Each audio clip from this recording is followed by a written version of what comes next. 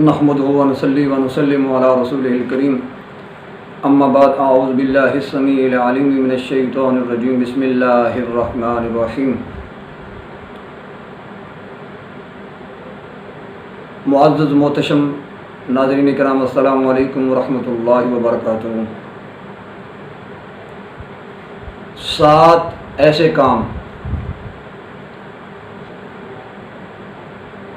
کرنے والے 7 آدمی جس دن کوئی سایہ نہیں ہوگا، اللہ جل جلالہ ان کو اپنے عرش عظیم کے سائے میں ٹھہرائیں گے۔ ان کے حوالے سے ایک خوبصورت حدیث طیبہ آپ حضرات کی خدمت میں پیش کر رہا ہوں۔ یہ حدیث طیبہ صحیح بخاری شریف کے اندر بھی موجود ہے اور ترمذی شریف کے اندر بھی موجود ہے۔ میرے کریم نبی صلی اللہ علیہ وآلہ وسلم نے ارشاد فرمایا، سبعۃ یظلھم اللہ فی ظلہ یوم لا ظل الا ظلہ، کہ 7 لوگ ایسے ہوں گے کہ جس دن کوئی سایہ نہیں ہوگا۔ اس سے مراد میدان حشر ہے۔ تو اس دن اللہ پاک ان کو اپنے عرش عظیم کا سایہ نصیب فرمائے گا۔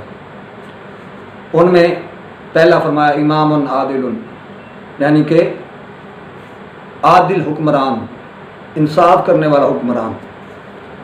دوسری بات ارشاد فرمائی، وشاب نشأ فی عبادت اللہ، وہ نوجوان جس نے جوانی کے اندر اللہ کی عبادت کی۔ بڑھاپے میں تو سارے ہی کرتے ہیں، مگر مزہ یہ ہے کہ جب اللہ پاک نے صحت دی ہو، جوانی ہو، تندرستی ہو، پھر اللہ کی بارگاہ میں اپنی جبین نیاز کو جھکایا جائے، تو وہ بندے میدان حشر میں جس دن کوئی سایہ نہیں ہوگا، اللہ کے عرش کے سائے کے نیچے ہوں گے۔ اور تیسرا فرمایا وراجل قلبہ معلق فی المساجد، وہ بندہ جس کا دل مسجد کے ساتھ لٹکا رہتا ہے۔ کیا مطلب؟ کہ اس کو مسجد سے لگاؤ ہو جاتا ہے۔ وہ فجر پڑھتا ہے تو زور کے انتظار میں رہتا ہے، زور کی نماز پڑھتا ہے تو عصر کے انتظار میں رہتا ہے، عصر کی پڑھتا ہے تو مغرب کی عشاء۔ اس طرح سے اس کا دل جو ہے وہ ہر وقت مچلتا رہتا ہے اور وہ دل مسجد کے ساتھ اس کا لگا رہتا ہے۔ تو ایسا آدمی بروز حشر اللہ تعالیٰ کے عرش کے سائے کے نیچے ہوگا۔ اور چوتھا فرمایا ورجلان تحابا فی اللہ، وہ 2 آدمی جو آپس میں محبت رکھتے ہوں، کسی ذاتی غرض کے لیے نہیں، صرف اللہ کی رضا کے لیے، اسی کی رضا کی خاطر ایک دوسرے سے محبت رکھتے ہوں، تو وہ قیامت کے دن جس دن کوئی سایہ نہیں ہوگا، اللہ پاک ان کو عرش عظیم کا سایہ نصیب فرمائے گا۔ اور 5واں وہ آدمی دعت امرات ذات حسب و نسب و جمال، کہ جس کو حسب نسب عالی گھرانے والی خوبصورت دوشیزہ لڑکی اپنی طرف بلائے، یعنی کہ برائی کی دعوت دے اور وہ کہے انی اخاف اللہ، میں تو اللہ سے ڈرتا ہوں، وہ نوجوان بھی اللہ تعالیٰ کے عرش کے سائے کے نیچے ہوگا۔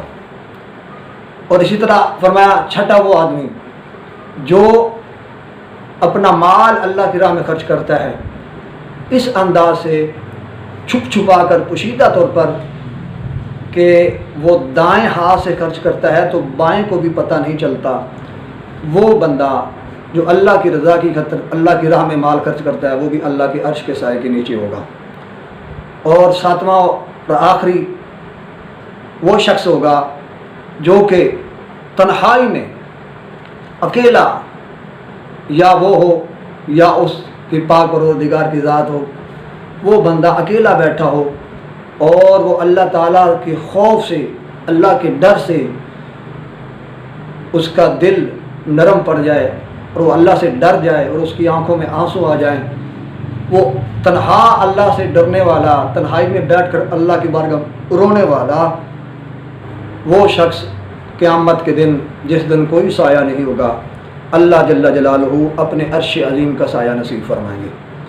معزز و محتشم محترم برادران اسلام، یہ وہ اشخاص ہیں یعنی کہ جو ایسی نیکیاں کریں گے، انصاف کرنے والا حکمران ہو، مسجد کے ساتھ تعلق رکھنے والا مسلمان ہو، جوانی میں توبہ کرنے والا ہو، اور ایک دوسرے سے اللہ کی رضا کے لیے محبت کرنے والے ہوں، اور بے حیائی کی طرف نہ جاتا ہو، اور اللہ کی راہ میں خفیہ طور پر پوشیدہ طور پر خرچ کرتا ہو، نمود و نمائش کے لیے نہ خرچ کرتا ہو، اور تنہائی میں بھی اللہ تعالیٰ سے ڈرتا ہو، آنسو بہاتا ہو، یہ وہ لوگ ہیں جن کو اللہ جل جلالہ بروز حشر جس دن کوئی سایہ نہیں ہوگا اپنے عرش عظیم کا سایہ نصیب فرمائیں گے۔ دعا ہے کہ اللہ جل جلالہ ہمیں بھی ان خوش نصیب لوگوں میں شامل فرمائے، آمین ثم آمین۔